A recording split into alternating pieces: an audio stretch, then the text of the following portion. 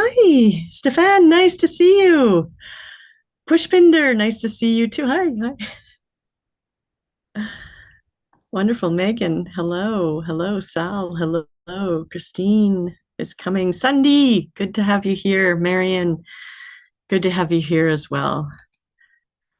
We're in the Zoom room, of course, but we're not just in a Zoom room. I'm going to let you know we're actually broadcasting live. That feels old-fashioned, right? Broadcasting to you live from. Actually, I'm going to let you know where I'm live from. I'm in the middle of the Caribbean Sea, maybe off the coast of Cuba. I don't know. The little blue dot on my map thing, it's not very precise, I don't think. Anyways, I'm floating around, um, still connecting with people who I care about, and I'm just really glad that you've made it here today and you're taking the hour to spend some time chatting and learning a little bit more about the S word, stress, right? So, welcome. Get yourself comfortable. A cup of coffee, glass of water, whatever it is you need. I'm Sherry Lachine, and I'm not alone here today. I'm here with Sam. Sam is our client care manager specialist. Hey, Sam. And the interesting thing, Sam and I both logged in a number of minutes ago, and we're like, "Huh, it's Blue Day." We both wore blue. We didn't call each other. It's just the way that it's the way that it rolled. Anyone else wearing blue today gets 10 points. It's just the way that Thursday. Pushpinder, yeah. Thank you. All right, welcome. Sam, how are we doing? Are we ready to roll? We are all good to go. We're live on our couple of platforms. So thank y'all for joining us, man. We're super excited for today. We're just ready to go. So hopefully we have a great time together. And thank you for joining us once again. Thanks, Sam, and thanks for putting it all together and bringing people together. It's awesome. I just shared my screen, managing stress, supporting your team. Um, and I'm just going to let you know who I am and sort of why I'm coming to this type of work. So I am Sherry Lachine. I'm typically in Kingston, Ontario, but again, today I'm in the middle of the Caribbean. Thanks, technology. I'm just going to say thank you, technology. I'm a mental health professional, and I'm the founder and lead facilitator of Broadmind. And Broadmind is an organization that brings mental health and well-being training to workplaces, to leaders, to managers, to employees. And I also get an opportunity to donate my time back so that people in our community get trained as well. Because I'm hoping that throughout this hour, you're going to see that this type of training, it's for everybody, but especially leaders, managers, people who are in the position of helping others become their best selves at work or even at home. Does that make sense to you? Yeah, okay. So I'm a veteran as well, and I get to spend time supporting veterans and their families. And so I'm going to let you know too, I'm taking some of the skills and the tools that we learn in those communities, and I'm bringing them here to you. Right? It's time that we all have these skills and knowledge to manage our day to day. And so we do have an hour together. Get yourself comfortable. Coffee, important stuff, snacks, coziness. Some people show up in their pajamas, and that is all good. If you've showered, extra points, but not necessary. So I just put this up because I just wanted an opportunity to check in with you. And this is one of my favorites. I've used it throughout the pandemic. It's a very scientific scale to determine how you're feeling today. So how are you feeling? And you use the chat, Megan. I love that. Well done. And number 4, and I can see that number 4, adorable, adorable, and very, sedate. Pushpinder is 6. Yeah. Well, a couple of ones. Sunday, Stefan, nice. Yeah, vibing. I know that when I ask Sam, he's gonna say Number one, baby. number Feeling 1. it. Yeah, How about Sam you, is Jerry? the for me. That's a good one. That's a good one. I got a number 2 vibe going on, working on the hair situation, um, but also a little bit of a number 7. I got very excited. I was telling Sam, I said, "Oh, I'm a little nervous for this presentation." Sam's like, "Why? You've been doing these all the." I'm like, yeah, there's something I think special about the end of February 2025 and learning these skills and knowledge together. So I love that. I see an 8 from Carly. Usually I feel that 8 too, and a 3 from Christine. Beautiful. You know what you just did actually with this weird guinea pig feelings scale is you did something mentally healthy. And that mental health piece is that you took a moment, even if it's a little quirky. Scale a guinea pig isn't really how, we scientifically check in with ourselves, but it is a fun way to go, yeah, how am I doing? What is going on?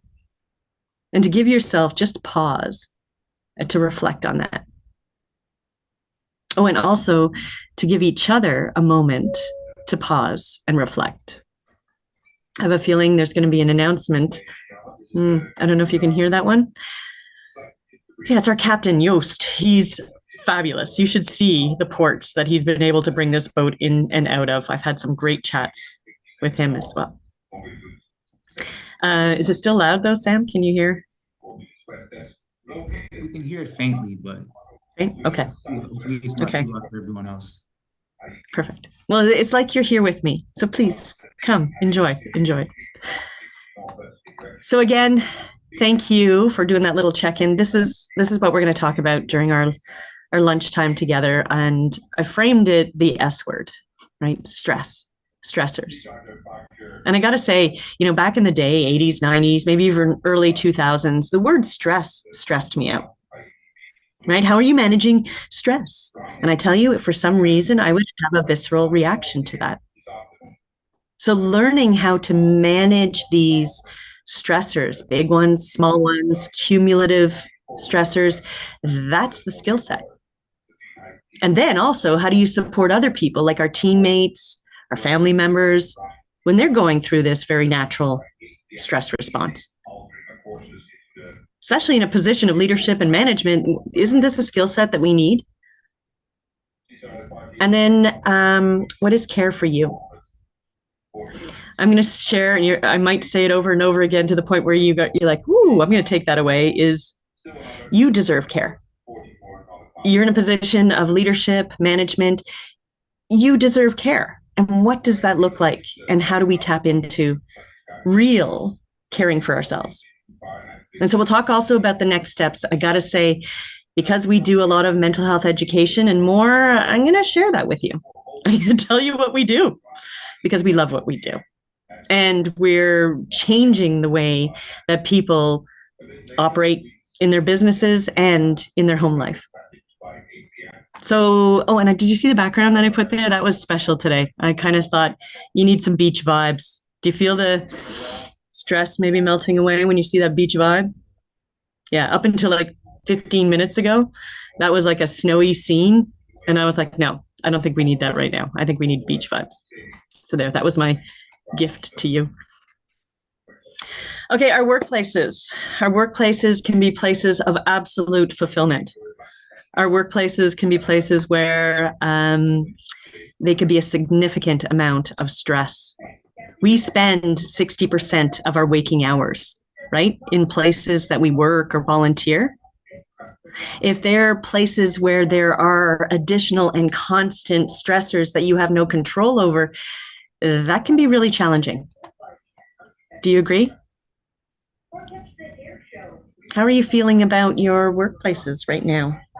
Maybe we'll do a little bit of a show of thumb situation, a thumb dial. We got a Megan, thank you. Okay, we got here. Yeah. I got a here. Okay. And that's another skill set too. Grace, thank you. I feel that, a little here. And Stefan, okay, that's good to know. Although you're kind of limited, right? It doesn't have a on the electronic. Well done. And Carly, you're saying it depends on the day. Yeah, I agree with that too. It can fluctuate. And then maybe there could be things in your workplace that bring you such joy and fulfillment. But conversely, there could be things that are happening in your workplace that are just a constant hum of stress. And that could be things like heavy workload, deadlines, poor communication. Maybe your priorities are conflicting or you have no control. Interpersonal conflict can be something, uncertainty, emotional demands, right? Of the workload itself or the people that you're working with. And that's the stuff that I'm hearing over and over again. The drumbeat is working with people can be really challenging, especially when they're not doing well. So let's talk about that. Because I was thinking, wouldn't it be neat if we had, or if our team members had these skills? Stronger, clear communication. It can help with misunderstandings. It can help us move through, right? To be clear in terms of what it is that you're trying to accomplish. Small things and big things can get in the way. How about conflict resolution? Skills that help you from getting that tension to escalate. Wouldn't it be nice if we all had these skills to manage tension and conflict? And what about the ability to solve problems with confidence and to communicate those too? What about collaboration? We humans, we operate better when we are able to share information. Just like there's a book called Crucial Conversations. Have you ever heard of that one? Crucial Conversations? One of my favorite self-help books. And they talk about it is better if we have the information in the shared pool of knowledge to be able to make decisions. But we can only do that if certain conditions are there. And don't we want a workplace culture of empathy, compassion, and human connection? This I hear over and over again. I'm even asking people the question in 2025, what are the skills that we need today more than any other skill so that we can work with other humans? Empathy, compassion, they keep bubbling up to the top. Does that make sense to you? What do you think? Empathy, compassion, are those important skills? Are there those things that we can learn, do you think? Yes. Yeah. Like that. Yeah, they are. So let's talk about that. Because there's a lot of things that get in the way of attaining communication, better conflict resolution, problem solving, collaboration, empathy, and compassion. And that is the stress response, I believe. Have you ever heard of fight, flight, freeze? Yeah, we're starting to get a little better at understanding this whole idea of fight, flight, freeze, and maybe even a little bit of fawn. You know, this fight response, you know how it can manifest? You might see it in workplaces. You might see it in the people that you're supporting, or you might see it in yourself. Things like irritability, frustration, quick to snap, quick to anger, right? That could be a fight response. Controlling behavior, maybe blaming others, or tense body language. Have you ever seen any of that? Yeah. Like in the people that you were working with, but also in yourself. This I'm going to, we be human too, right? We're going to look and we're going to see that in other people, but also there's this really cool self-awareness piece where we can go, that's me as well. And there's a flight response. Does anyone know what a flight response could look like?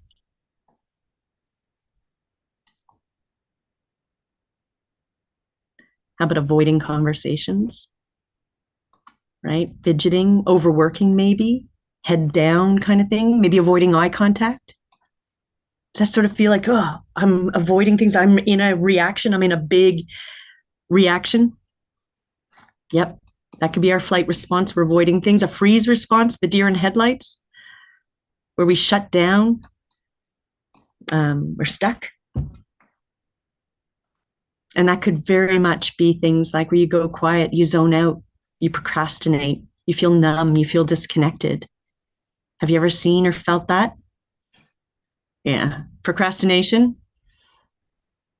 You know, and it's a gift when you can see that either your team members or yourself, you're procrastinating and you're like, that is a natural response that I'm going through to stressors. Identification, step one, right? And maybe this fawn response too, which I find really, really fascinating. People pleasing, over accommodating, over apologizing, agreeing quickly, prioritizing other people's needs, maybe even a difficulty setting boundaries. Does that resonate? Yeah. These are all stress responses. And remember, stresses are coming from all different places in the workplace: poor communication, lack of control, right? The workload, other people, and what they're managing and going through.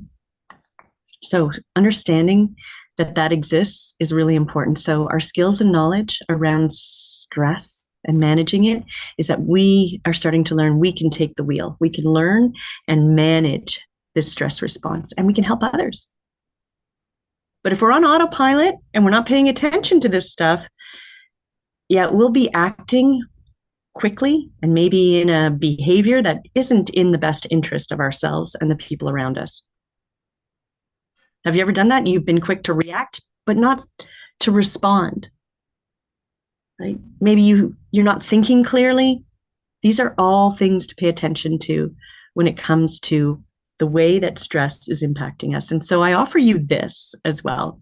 This is a petit cadeau, a little gift that I've stolen from the Department of National Defense. Have you seen the mental health continuum? I see a smile there, Stan. Yes. Right? Yes. The mental health continuum is something that was created so that we can get a sense of where we are in our responses, our reactions, how we're feeling, how we're thinking, and our resulting behavior. And I don't just call this a mental health continuum, I call it a thermometer. Who doesn't like a good thermometer? If you've ever been with someone who is ill, including yourself, like physically ill, isn't it kind of nice to get a sense of where your temperature is? Because that's an indicator of what's going on in your body. Right? I think it's 98.6. You're okay. Right? So that might be a green for you, where you're healthy. But also a 104 in terms of your temperature could mean you need some help. You need to get yourself to a hospital potentially. So that thermometer is helping you do that. Well, this is kind of like that. It basically helps you check in with yourself and check in with other people. Are you green? In your green? Healthy in terms of how you feel, how you think, and how you act? Are your perspectives, your attitudes along the lines of, wow, this feels okay for me? You're green? There's also this yellow part, which is maybe you're reacting to something, a stressor, potentially, right? A physical stressor, a financial stressor, a workplace stressor, right? A relationship stressor. You're reacting to something, you're feeling it. There's something that's going on, and you might be more frustrated, a little more irritated, right? You might start to procrastinate a little bit. You're starting to do these behaviors that maybe aren't in your best interest. Is it okay to be frustrated, irritated, sad, angry? Is it okay to have those feelings? I know you know. Yes, it's okay. And it's okay to react to the stuff of life. Of course it is. It's very human. The cool thing about this is to go, that's where I am. Or, that's where other people are. Right? They're in a reaction mode.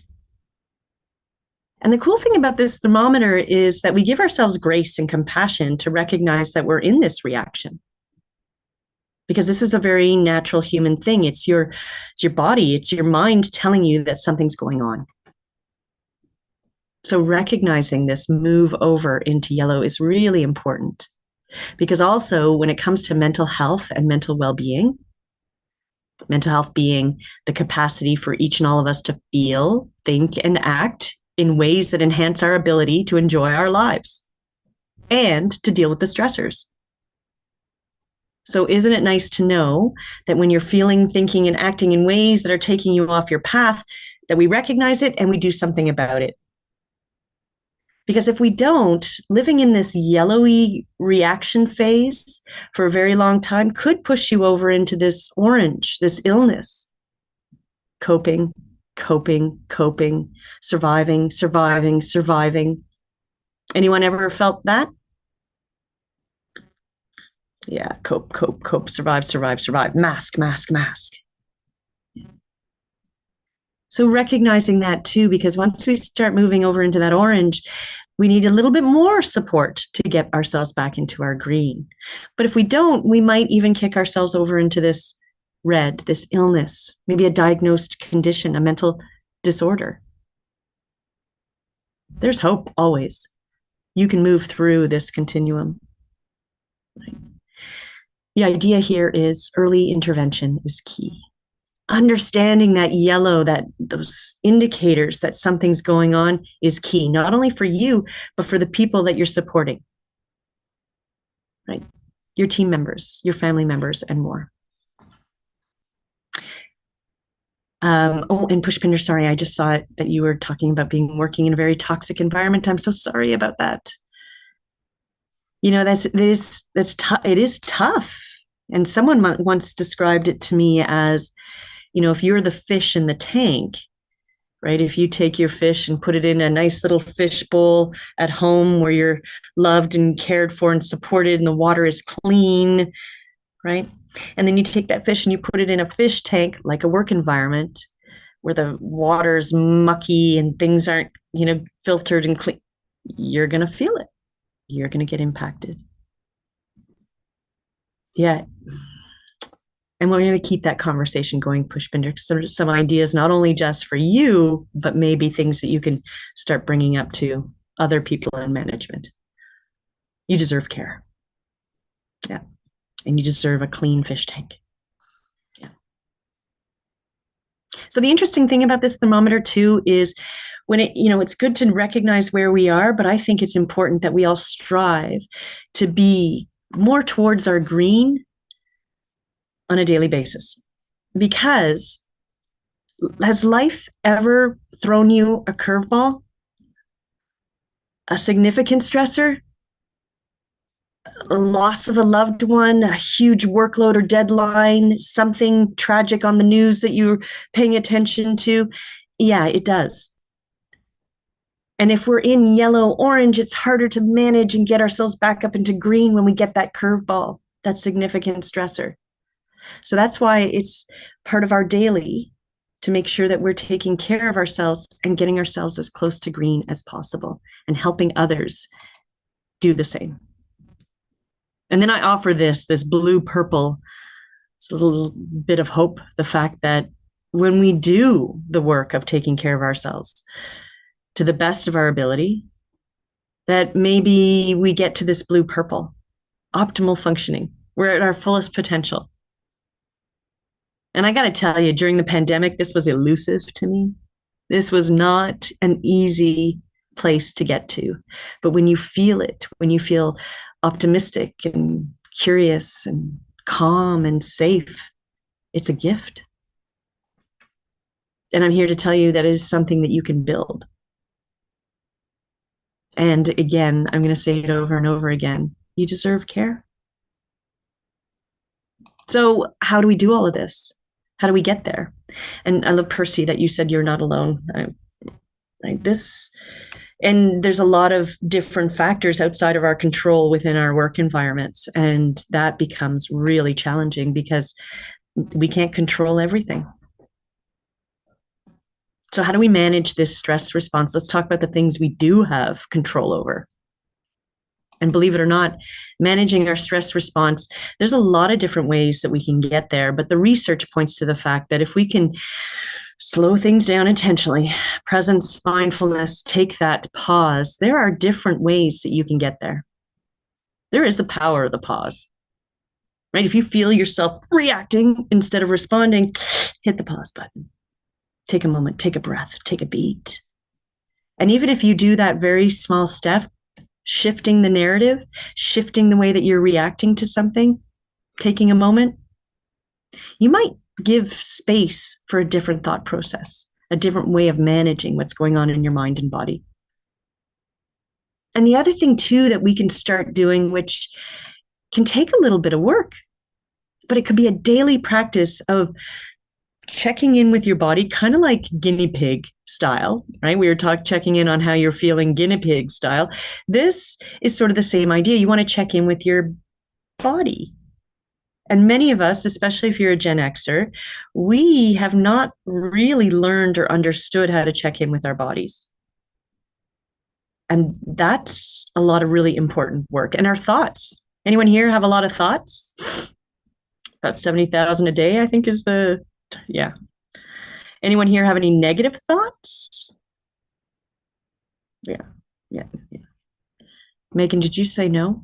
Just sort of, no. Okay, good. But that's a training, right? Okay. I love that. Because that's training, right? Those thoughts, managing those thoughts can be really, really important. And it was interesting. I was listening to two gentlemen from an organization called the Center for Healing. And they were talking about these thoughts. If those thoughts and the rumination are constantly happening, that could be an indication that you are in a stress response, that your body and your mind are trying to sort things out. And so coming back to check in with yourself can be really important. And if you're still working through trying to identify how you're feeling, that's something you can pay attention to as well. Journaling could be a real useful tool. And when I started journaling and I'm like, okay, I'm going to write down how I'm feeling, it took me a while to get there. Right? Describing how you're feeling is a skill set. So self-awareness can be part of that as well. And I hear this a lot from people trying to understand and communicate boundaries, how to say no. Anyone here great at saying no to things? No, I'm going to put a half hand up. I'm working on it.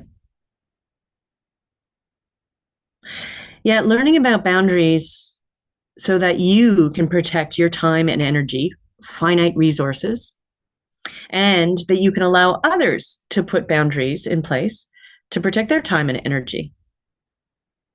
And we can only do that if we're not in a huge stress response, in that fight, flight, freeze, and even fawn.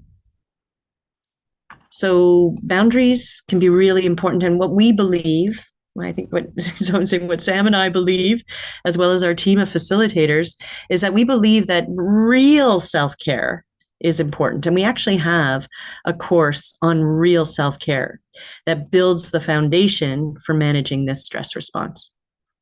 We actually have a course for an hour next week. Maybe Sam will plop that in the chat, which I noticed, Sam, you put the continuum up there as well. Please feel free to click on that so you have a copy of this thermometer as well. Because the more you use it for yourself and for others, the more you start that conversation around, hey, how are you doing? Like, really, how are you doing?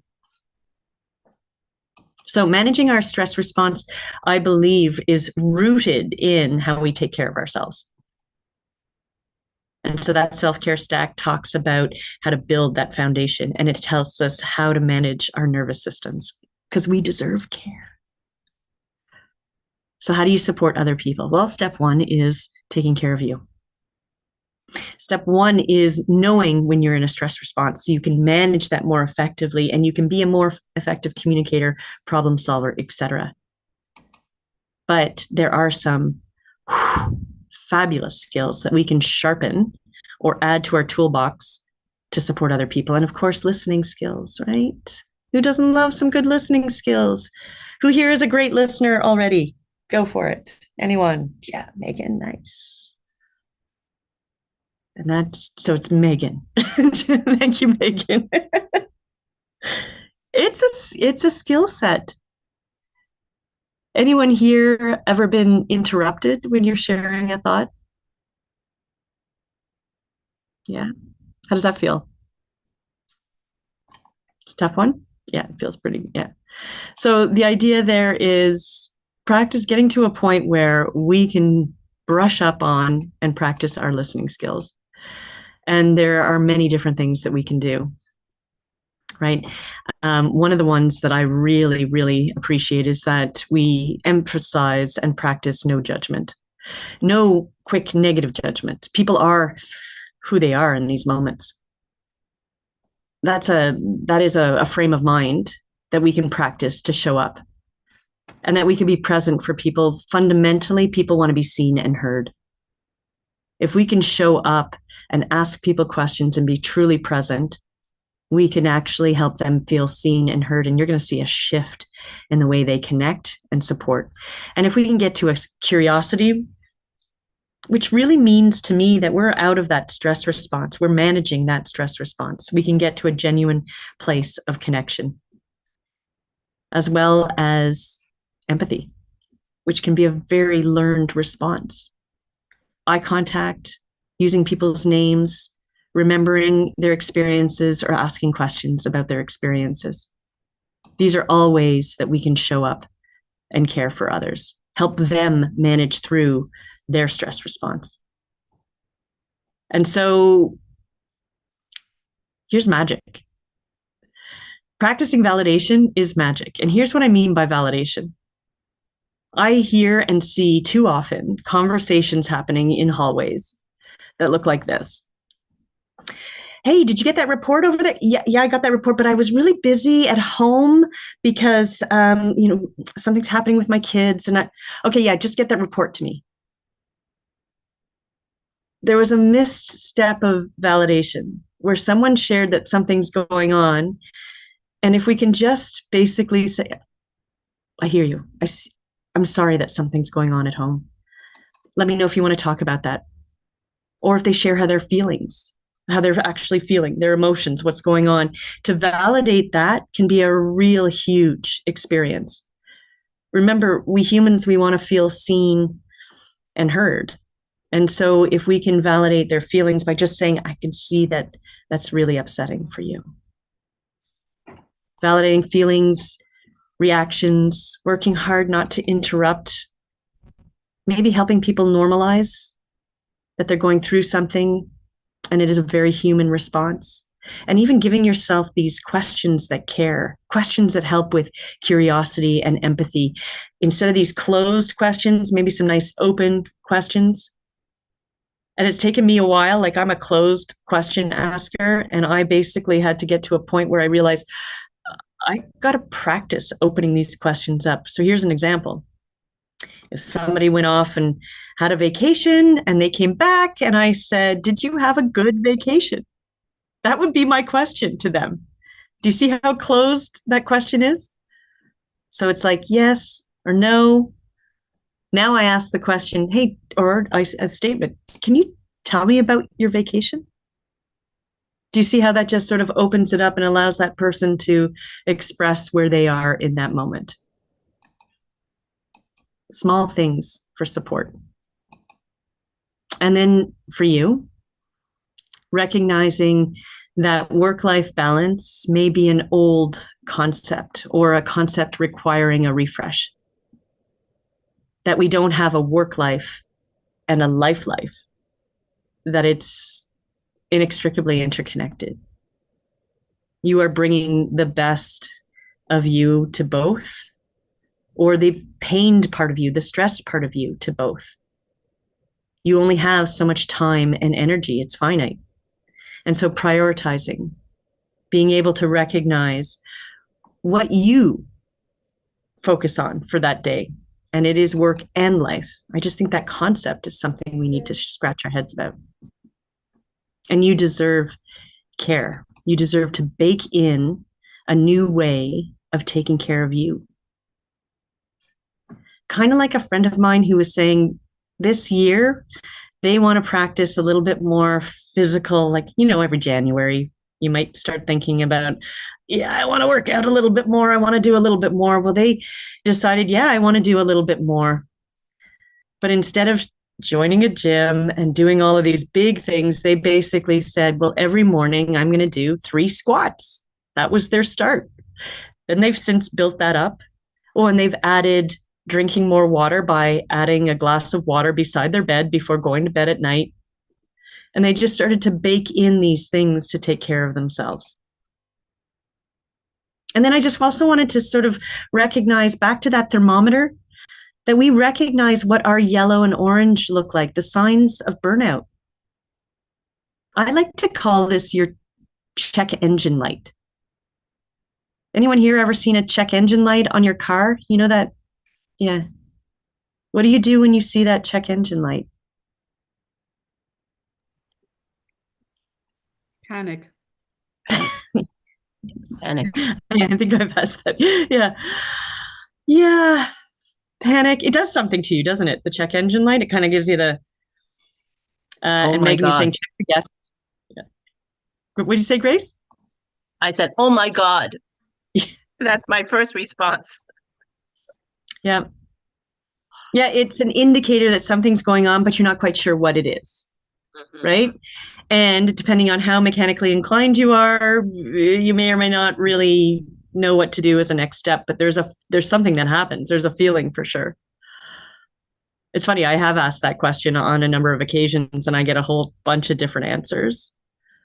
One of them is very much like one person, many people I've heard say that they either ignore it or put like tape over it. Like they just ignore it completely. There's some people who will pull over to the side of the road right away. There's some people who know who to connect to. So there's all these different feelings and reactions to a check engine light. Well, when we see that yellow orange in us, when we see, these indicators, I think it's important that we do something about that check engine light. And so figuring out those signs of burnout for you, for me, it is irritation. I know when I start to get irritated over the little things, that's something going on with me.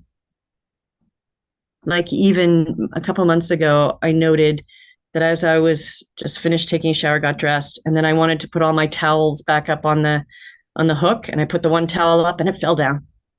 And then I put the towel up again and it fell down, and I was like, I recognized that there was something going on with me. And so I checked in with my body.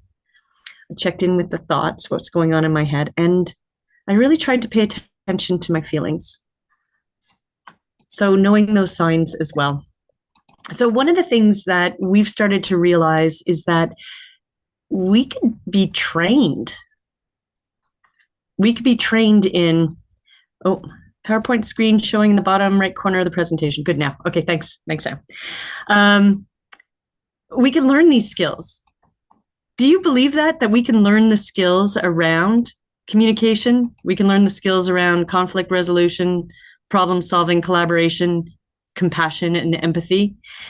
Yeah. And it starts with learning more about taking care of ourselves. I'm a firm believer in that. Remember I said I'm bringing the information from veterans, first responders, and their families? Managing this stress response so we can be calmer, more present, we can actually respond instead of react.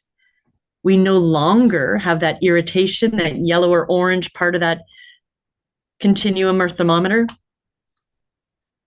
And if we deserve care, why don't we learn the skills and knowledge around that? Not only for us, but for the people that we're supporting. And so what we wanted to also share is that we've got different courses that help us elevate the skills. So not only are we giving skills to individuals, but now collectively, we're changing the way that we support each other. And we call this beginning one, this self-care stack. So the 1 hour session is next week, but we also have a half day and a full day session. Why don't we start with the basics of taking care of ourselves so we can show up for other people? And as well as different skills, 1 hour skills for burnout, nutrition, sleep, right? Learning all of these different ways that we can manage and move through. And thanks, Sam, for putting that self-care stack in there. And I also wanted you to know that there are other certifications that are available for you and your team. Certifications like, have you heard of mental health first aid? Anyone here certified in mental health first aid? Thanks. Yeah. And recertify every 2 years, not to mention things change in mental health first aid. We've got I think our next session is March 21st. That's coming up. We also have, and we also have one in April. It's a virtual course. It's a one-day course with an online learning module that you do beforehand, and you get a certification. And not only do you get that certification, well, you get continuing professional development credits, but you also get this shift in perspective of how do you take care of other people and how do you take care of yourself. And there's also another certification course called the Working Mind, one course for employees and one for managers. It is also almost a full day course. Both of them. Employees are 3/4 day course and managers is a full day course. Come and join us. These are the great skills to help take care of yourself and to help each other take care of each other in terms of stress response, mental health, and mental well-being. And so, as I mentioned, there's different ways that you can do that. We provide a lot of virtual options, but you can also have in-person options for mental health first aid and the Working Mind. So I just wanted to sort of leave you there with that. We've got, if you go to our website, and I know Sam's been putting a lot of the links up there. The other link I was hoping that you could share, Sam, was I'd love to continue the conversation. So if you can put my calendar link up there, Sam, we can chat for 30 minutes and figure out what it is that you need, or what are the next steps? What are the resources that you're looking for? I am #on your team, and I want to be able to get you connected to the right resources. Sometimes this can be really confusing to navigate. Starting with the basics, some of these education skills and knowledge can be really helpful. With that, I am going to pause and just see if there's any questions, comments. If you've got a challenge that you're working on and you want to bring it to the group, let's talk about that. This is your hour. So any questions, comments? Bring it. You do get 15 points for every question. It is a thing that happens.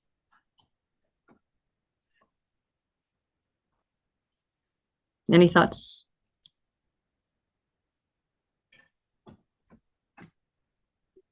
I see some typing happening and the points are going up. It's now 25 points. I do hope to see you next week at the Self-Care Stack. I think that there's a lot of things that we've done by putting together some of the best research and ideas around how we take care of ourselves. And I really think it is the way that we're going to be able to do this life thing and support each other, starting with taking care of ourselves. All right, with that, if there's going to be some typing, some questions, that's great. And I'm going to stick on for another 15 minutes. If there's any other thoughts, thank you, Megan, for being here. Sunday, we do offer mental health first aid refresher. It is the full course. Like they usually say, you recertify every 2 years. But what I do, Sunday, then recommend, if you've done mental health first aid, then go for the Working Mind. The Working Mind is an additional set of skills to take care of yourself and your team. And it's also great for employees. They've got an employee package and they've got a manager package. And when I say they, I'm talking about the Mental Health Commission of Canada. They're the ones that have created these courses, these certifications.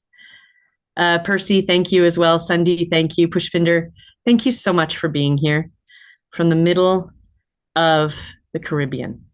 And I am sweating profusely right now. It's like I know it's like a terrible problem to have, but I think the air conditioning has stopped.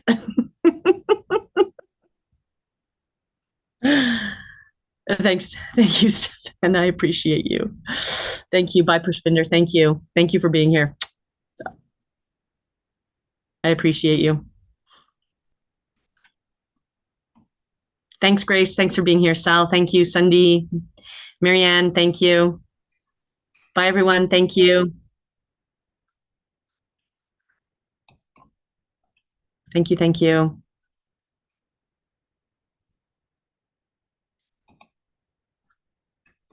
Excellent. And you can stop streaming so that we.